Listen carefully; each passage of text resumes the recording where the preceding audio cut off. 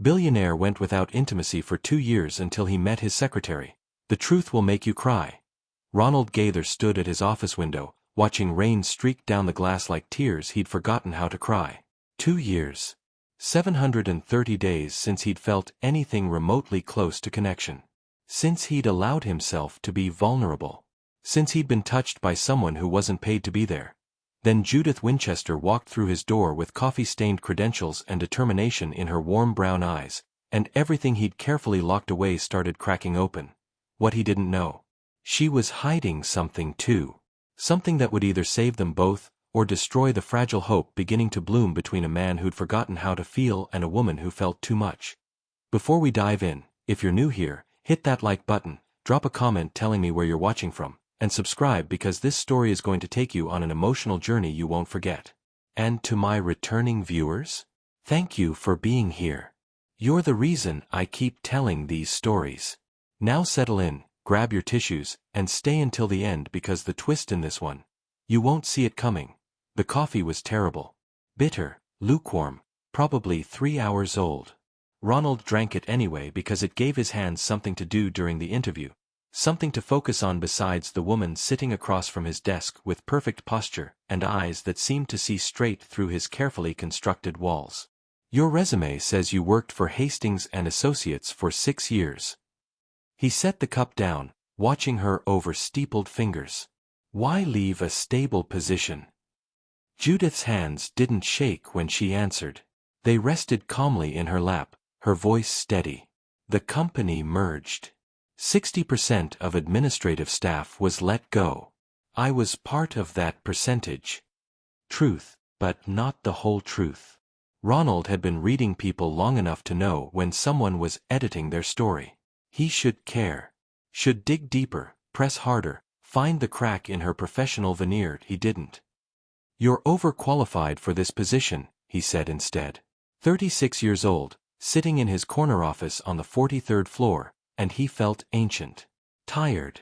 Executive assistants with your credentials usually aim for VP-level positions, not. He gestured vaguely at the chaos of his desk.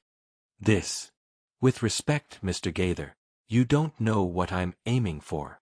The words hung between them. Not rude, not challenging. Just honest. Real. The first real thing anyone had said to him in months. Fair enough.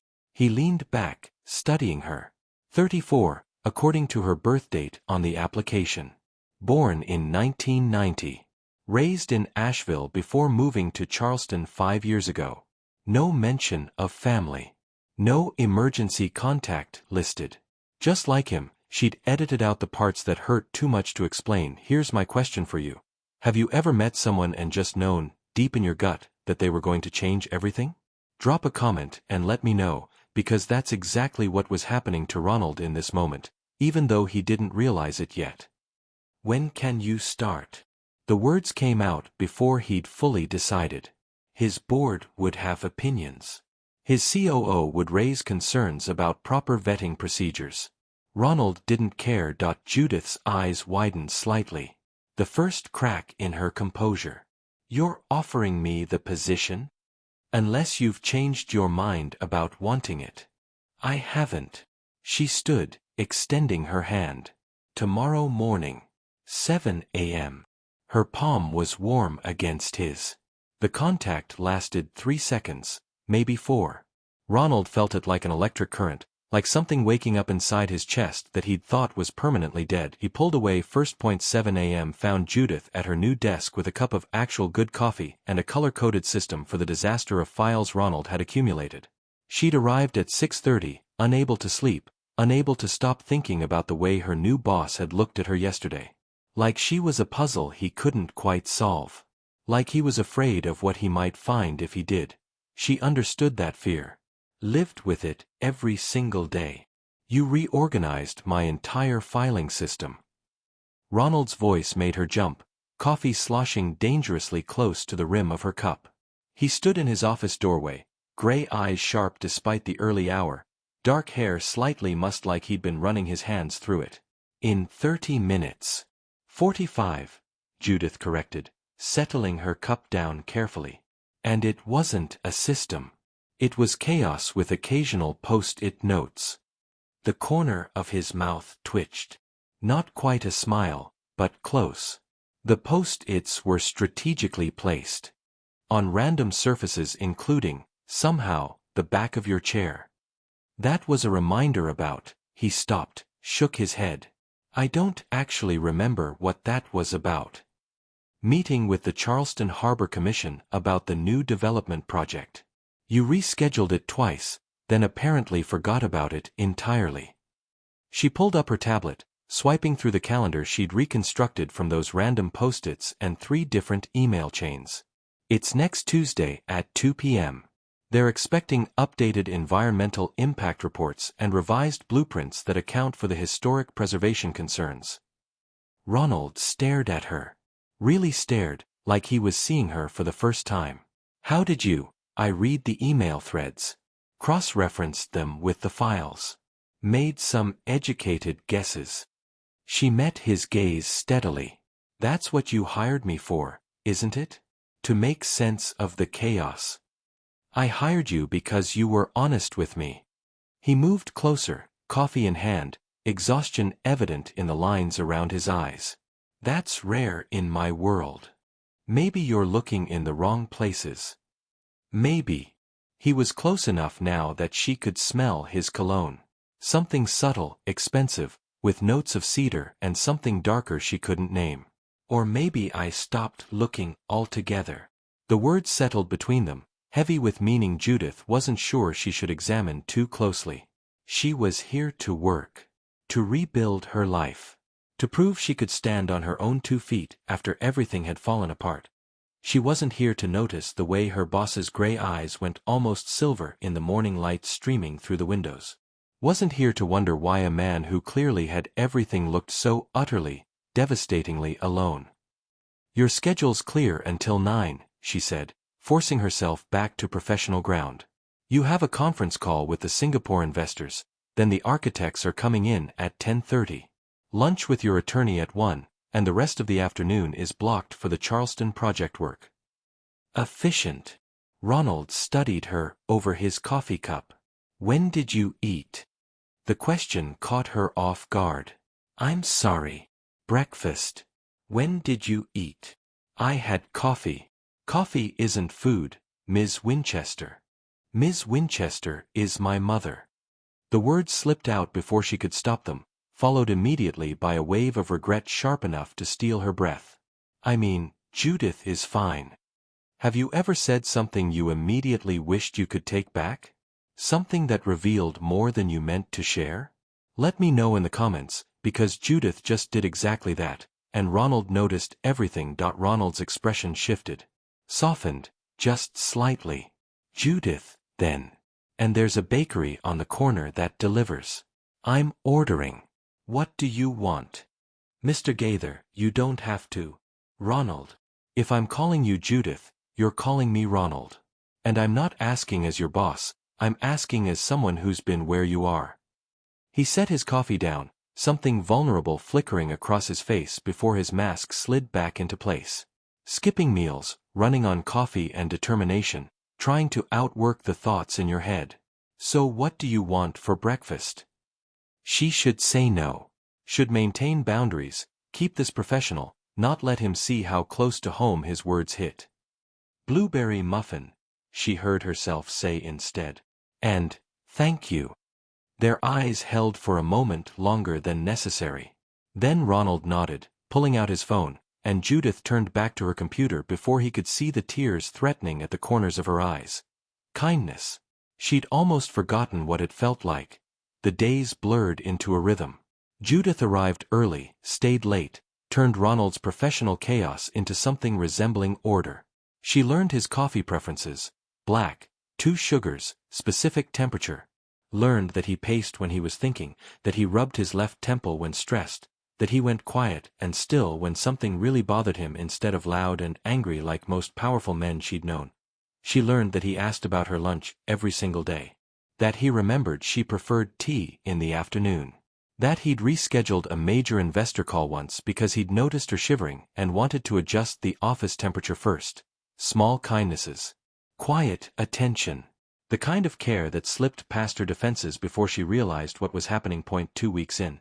She found him still at his desk at 8 p.m., tie loosened, exhaustion written in every line of his body as he stared at blueprints that might as well have been in a foreign language at this point. Go home, Ronald. She stood in his doorway, purse already over her shoulder, knowing she should leave, knowing she wouldn't if he asked her to stay. Can't. This has to be ready for tomorrow's presentation. He looked up, and something in his expression made her chest tight. You should go, though. You've been here since 6:30 this morning. So have you. I own the company. Different rules. Terrible rules. She set her purse down, moving into his office with the confidence 2 weeks of working together had built. Show me what you're stuck on. Judith. Show me. 2 heads, better than one, all that wisdom our mothers probably told us. His jaw tightened at the mention of mothers, and Judith filed that reaction away for later examination. Ronald stood, gesturing her around the desk to where he'd spread out what looked like 3 different versions of the same development project. The commission wants historical preservation. The investors want maximum commercial space. The community wants green areas and affordable housing. He braced his hands on the desk, close enough that their shoulders nearly touched. I'm trying to give everyone what they want, and it's physically impossible. Judith studied the plans, aware of his warmth beside her, of the late hour and empty office and dangerous intimacy of working side by side. What do you want? Me. He sounded surprised, like no one had asked him that question in a very long time. I want to build something that matters. Something that makes Charleston better, not just more profitable. Then start there. She pointed to the 3rd plan, the one with the most green space and the least commercial square footage. This one. It's what you keep coming back to, isn't it? Every time you look at the others, your eyes drift here. Ronald was quiet for a long moment. Then, softly, it's the least profitable. But it's what the city needs. What the community deserves. She turned to face him, found him already looking at her with an intensity that made her breath catch. You asked me in that first interview why I left my last position. The truth. They wanted me to help them cut corners. Maximize profit at the expense of integrity. I couldn't do it. So you walked away from a stable job with no backup plan. I walked away because some things matter more than security. Her voice dropped. You already know that, Ronald. That's why you're here at 8 p.m. on a Wednesday trying to solve an impossible puzzle instead of in your mansion doing whatever billionaires do with their evenings. Question for you all. Have you ever made a choice that scared you but felt right in your soul? That's what Judith did when she walked away from her old job, and I think Ronald's about to do the same thing with this project. Stay with us. I don't have a mansion, Ronald said quietly. I have a penthouse with too many empty rooms and furniture I never sit on. I'm here because going home means being alone with thoughts I don't want to think. The confession hung between them, raw and real. Judith's heart hammered against her ribs. How long? She asked, understanding instinctively what he meant. Since you've let yourself not be alone with those thoughts? 2 years. His eyes held hers, gray and storm-filled and devastatingly honest. 2 years since I've talked to anyone about anything that matters. Since I've let anyone close enough to see past the title and the money and the reputation. Why me? The question was barely a whisper. Why now? Ronald reached out slowly, giving her time to step back, to re-establish boundaries, to remember all the reasons this was a terrible idea. When she didn't move, his hand came up to her face, thumb brushing her cheekbone so gently it made her eyes sting. Because you look at me like I'm human, he said. Not like I'm a bank account or a business opportunity or a prize to be won. Just human. Flawed and trying and sometimes getting it wrong. Judith's breath shuddered out. I see you because you see me the same way. Do I? His thumb traced the dark circle under her eye, evidence of too many sleepless nights, too many demons chased with morning coffee instead of real rest. What do I see, Judith? Someone trying to rebuild. Someone who made mistakes and is desperately trying not to make them again. Someone who, her voice cracked. Someone who's terrified of being known and even more terrified of being alone. Yes. The word was rough, almost broken. All of that. Exactly that. They stood there in the quiet office, blueprint forgotten, walls crumbling between them brick by careful brick. Outside the windows, Charleston glittered in the spring darkness, old city lights mixing with new construction, history and future tangled together just like the two of them. I should go, Judith whispered, not moving. You should, Ronald agreed, not stepping back. This is a bad idea. Terrible. His hand slid into her hair, and her eyes fluttered closed. You work for me. There are rules. Policies. 1,000 reasons why this is wrong. Name one that matters. He couldn't. Or wouldn't. Instead, he lowered his forehead to hers, breathing her in like she was oxygen and he'd been drowning for 2 years straight. If we do this, he said, voice rough with want and fear and hope all tangled together. I need you to know, I'm damaged goods, Judith. I haven't let anyone close in so long, I'm not sure I remember how. I'll mess this up. I'll shut down when I should open up. I'm not asking for perfect, Ronald. She tilted her head back, meeting his eyes. I'm just asking for real. The kiss started soft. Tentative. Two people who'd been alone so long they'd forgotten what it felt like to be touched with tenderness instead of transaction. His lips were warm, careful, questioning. Judith answered by threading her fingers into his hair, by pressing closer, by opening herself to this terrifying possibility of connection. Ronald made a sound low in his throat, deepening the kiss, one hand cupping her face while the other found her waist, spanning it like he was afraid she might disappear if he didn't hold on tight enough. Judith melted into him, into his warmth, into the solid reality of his body against hers after so long feeling untethered and alone. When they finally broke apart, both breathing hard, Ronald's eyes were bright with something that looked like wonder. I didn't think I could feel this anymore, he admitted, voice raw. Anything but numb. Me neither. Judith smoothed his rumpled shirt, needing to touch him, needing to prove this was real and not just another lonely fantasy. I thought I'd broken that part of myself beyond repair. What happened? The question was gentle, giving her space to answer or deflect. You don't have to tell me, but I was engaged. The words tumbled out before she could second-guess them. 4 years.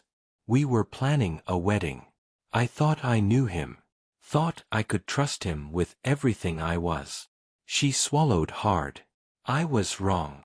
Ronald's hand found hers, fingers interlacing, solid and real and present. What did he do? He took everything. Not just money, though there was that too. He took my confidence. My ability to trust my own judgment. My belief that I deserved good things. Her eyes burned, but she refused to cry. Not now. Not when she was trying to be strong. When I found out the truth about who he really was, what he'd been doing while I was planning our future, I fell apart. Lost my job because I couldn't function. Lost my apartment because I couldn't pay rent. Lost myself for a while because I didn't know who I was without him. Judith. Her name was a prayer, a promise, a declaration all at once. Ronald pulled her into his arms, holding her like she was precious, like she mattered, like her pain mattered. That wasn't your fault. Whatever he did, whoever he turned out to be, that's on him, not you. I know that here. She tapped her temple. But here. Her hand pressed against her heart. Here I'm still terrified I'll miss the signs again. That I'll trust the wrong person and lose everything I've fought so hard to rebuild. Be honest with me in the comments. Have you ever been hurt so badly that you were afraid to try again? That you almost let fear win? Because that's where both Ronald and Judith are right now, and what happens next is going to determine everything. Ronald pulled back just enough to meet her eyes. I can't promise I won't hurt you. I can promise I won't be deliberate about it. I can promise honesty, even when it's hard.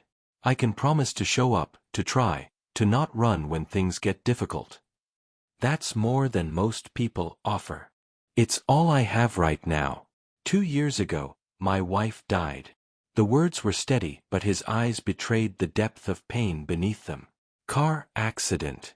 Quick, they told me. Like that made it better somehow. Like it mattered that she didn't suffer when I was left here suffocating. Judith's breath caught. Ronald, I'm so sorry. We'd been married 10 years. Together since college. She was the only person who really knew me, who saw past all the armor and loved me anyway. When she died, he stopped, jaw working. I stopped being human. Went through the motions. Built the business bigger. Made more money. Dated when people said I should, slept with women who didn't ask questions, kept everything surface level and meaningless. Until you walked into my office and looked at me like I was worth knowing again. Like maybe underneath all this grief and numbness, there was still something real. His thumb traced circles on the back of her hand. I'm terrified, Judith. Terrified of losing someone again. Terrified of feeling this much. Terrified I'll mess this up before it even starts. We match, then. 2 terrified people who probably have no business getting involved with each other. Probably not. His smile was sad and sweet and hopeful all at once. But I'd like to try anyway. If you would. Judith thought about all the reasons to say no. The professional complications. The emotional risk. The fact that they were both wounded and healing and maybe not ready for this. Then she thought about the way he made her coffee appear on her desk every morning without being asked. The way he noticed when she was cold or hungry or overwhelmed. The way he looked at her like she hung the moon even when she was pretty sure she was barely holding it together. I'd like to try too, she whispered. Slowly. Carefully. With a lot of communication and probably some therapy. Ronald laughed, the sound rusty but genuine. I have an excellent therapist. I can get you her number. You're in therapy. 2 years now. Twice a week at first, weekly now. It's the only reason I can have this conversation without completely shutting down. He tucked a curl behind her ear. I'm working on myself, Judith. On being whole again instead of just functional. I can't promise I'm there yet, but I'm trying. That's all anyone can ask.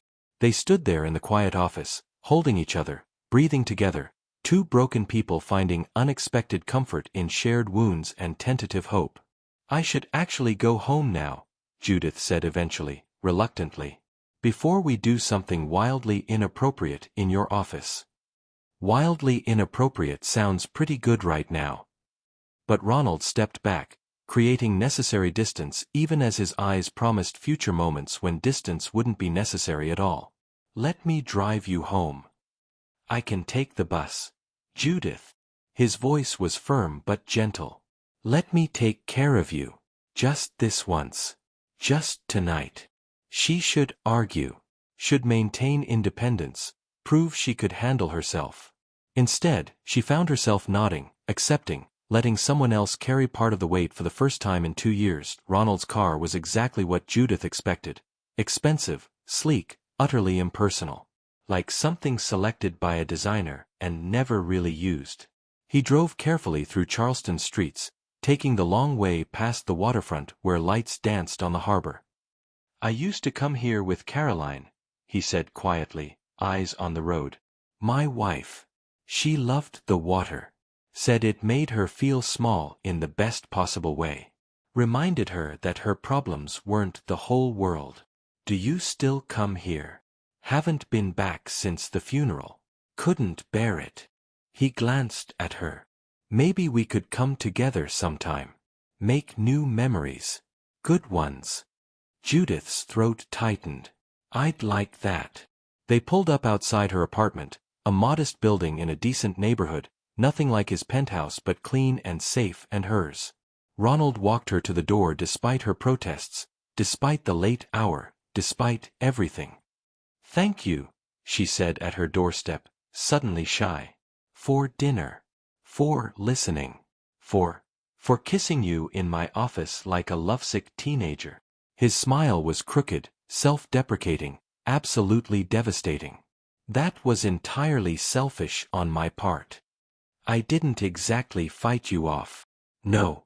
His hand came up, cupping her face with such tenderness it made her chest ache.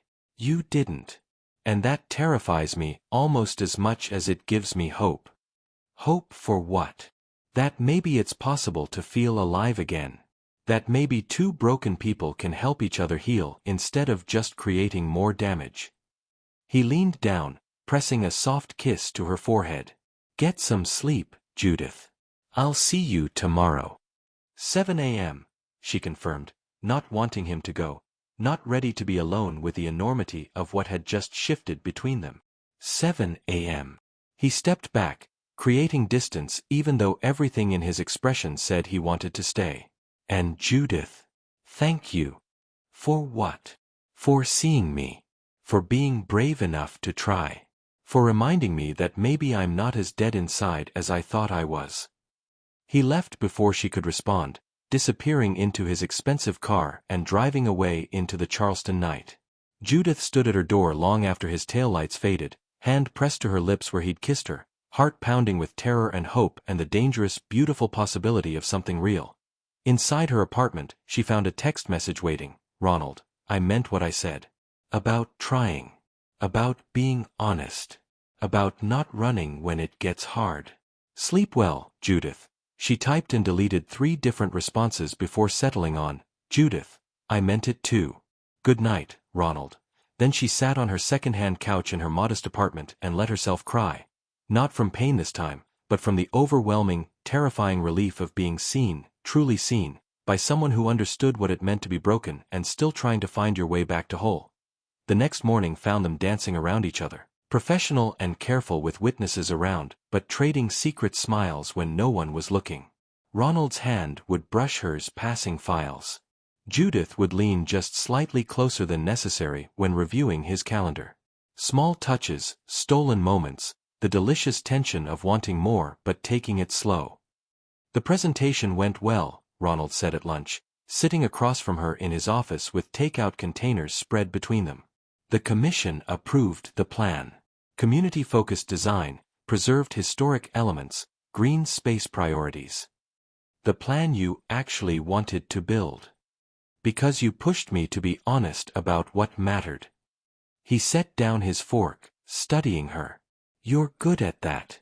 Cutting through all my carefully constructed arguments to what's actually true underneath. It's easier to see clearly in other people than in ourselves. Is it? Ronald leaned forward. What do you see when you look at yourself, Judith? The question caught her off guard. She'd spent so long trying not to look too closely, afraid of what she'd find in her own reflection. I see someone who's scared, she admitted quietly. Someone who keeps waiting for the other shoe to drop. For you to wake up and realize I'm not worth the complication.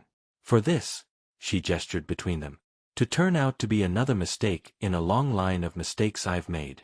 You think you're a mistake. His voice was soft, gentle, completely devoid of judgment. Being with me. I think I don't trust my own judgment anymore. My ex was charming, successful, seemed perfect. Everyone thought we were perfect together. Then I found out he'd been lying about everything that mattered, his finances, his fidelity, his actual feelings for me. I was so blind, Ronald. So stupidly, willfully blind because I wanted to believe the fantasy. Real talk, everyone.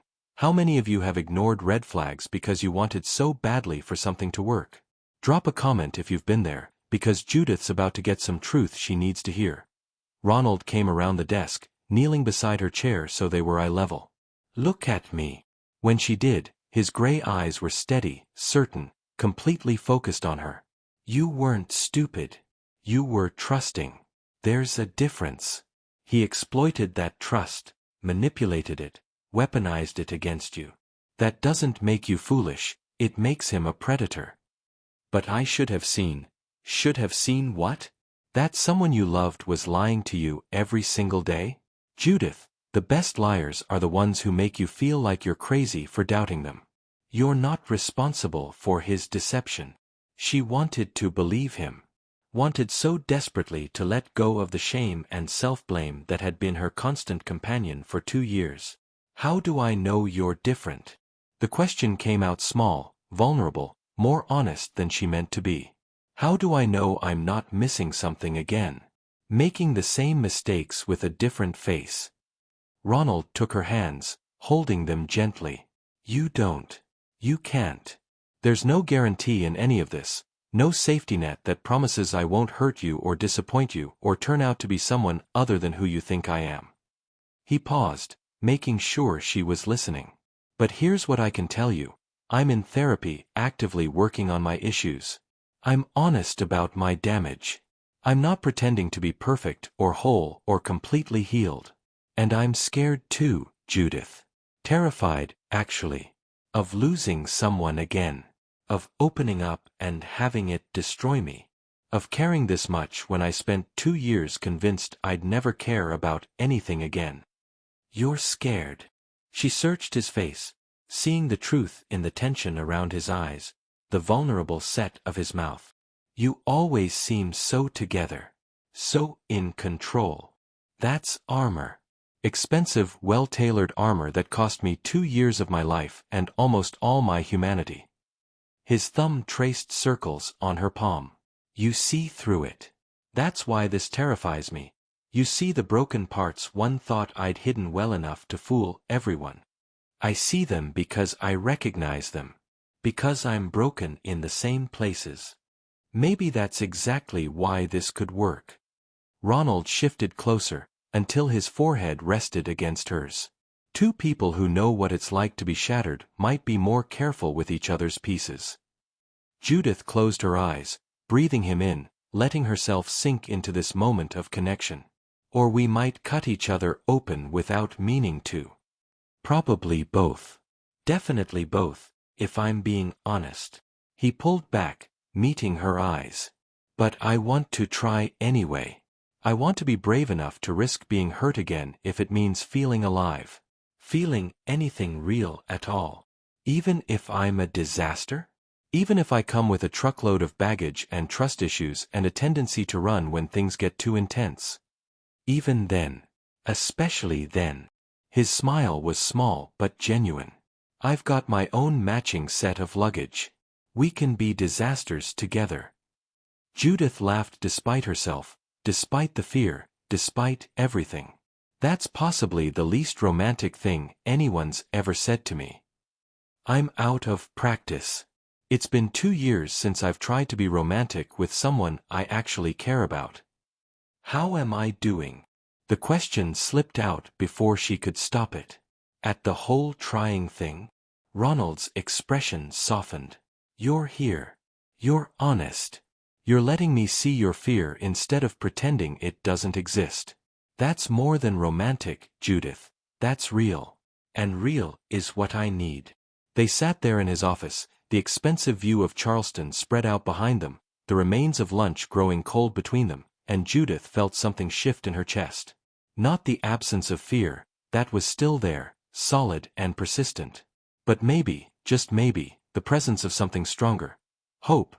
Dangerous, terrifying, absolutely real hope that maybe this broken man with his gray eyes and gentle hands and matching trauma might actually be someone safe to fall for.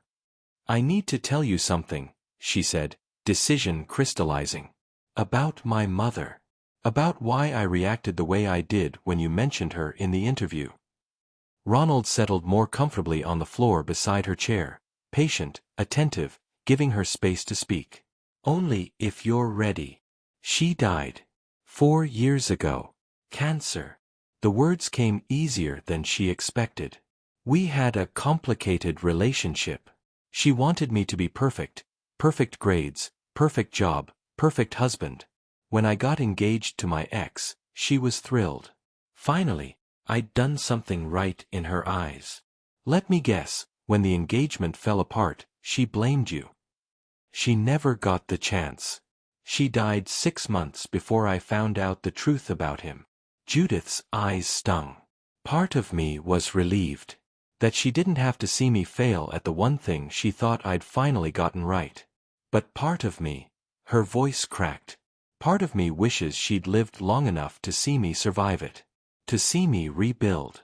To know I was stronger than she thought I was. Judith. Ronald pulled her out of the chair and into his arms, holding her while she cried against his expensive shirt, not caring about mascara stains or professional boundaries or any of it. Just holding her, solid and real and present while she finally let herself grieve properly. When the tears finally slowed, she pulled back, wiping her eyes.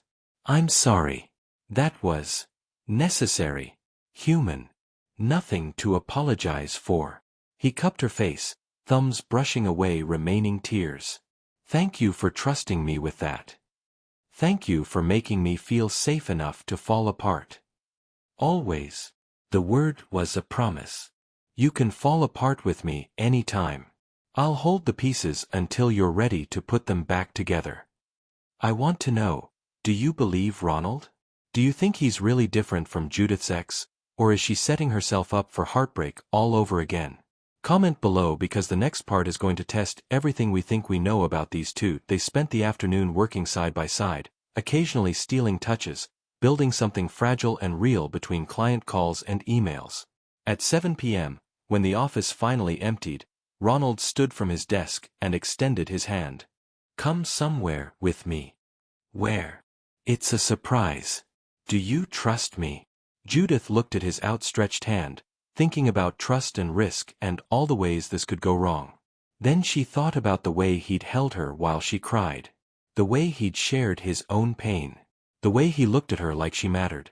She took his hand. 20 minutes later, they stood at the edge of Charleston Harbor, cool spring evenings settling around them, lights beginning to twinkle across the water.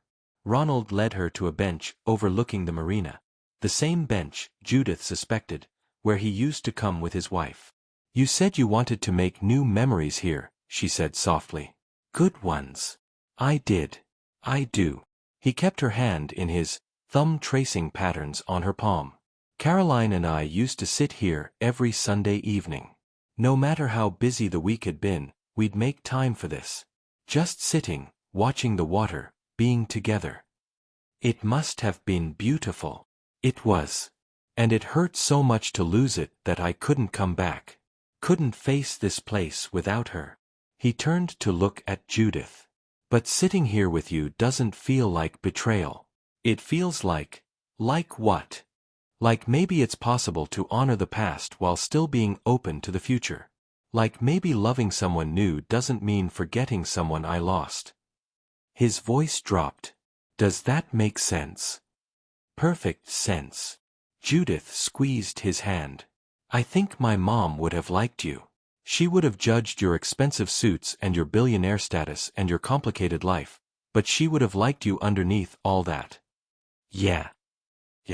She always said real quality shows in how someone treats people who can't do anything for them. You're kind to everyone, Ronald. The cleaning staff, the security guards, the receptionist. You remember names, ask about families, treat people like they matter. They do matter. I know. That's why she would have liked you. Judith leaned her head on his shoulder, comfortable, easy, like they'd been doing this for years instead of weeks. Thank you for bringing me here. Thank you for coming. For being brave enough to sit in a dead woman's favorite spot with the man who loved her. You still love her. It wasn't a question. I do. Differently now, but yes. Is that okay? Judith thought about her mother, about her ex, about all the complicated love and pain and growth that had brought her to this moment. It's more than okay. It's honest. I'd rather have your honest, complicated feelings than perfect, simple lies. They sat there as the sun set over Charleston Harbor, two people learning to hold space for each other's damage, to make room for past pain alongside present hope. The water lapped against the dock. Seagulls called overhead. The city hummed with evening energy around them. And for the first time in 2 years, Ronald felt something besides numb. For the first time in 2 years, Judith felt something besides afraid. They felt possibility. The story continues in the next parts where Ronald and Judith must navigate professional complications, family expectations, and the ultimate test of whether two damaged people can truly heal together, or if their wounds will prove too deep to overcome. Stay tuned for the conclusion where secrets are revealed, hearts are broken and mended, and we discover whether love really is enough to save two people who'd given up on saving themselves. Thank you for watching this far. If you're invested in Ronald and Judith's story, smash that like button, drop a comment telling me what you think happens next, and don't forget to subscribe so you don't miss the conclusion. This is where it gets really good, and I promise you, the ending will be worth the wait. See you in the next part.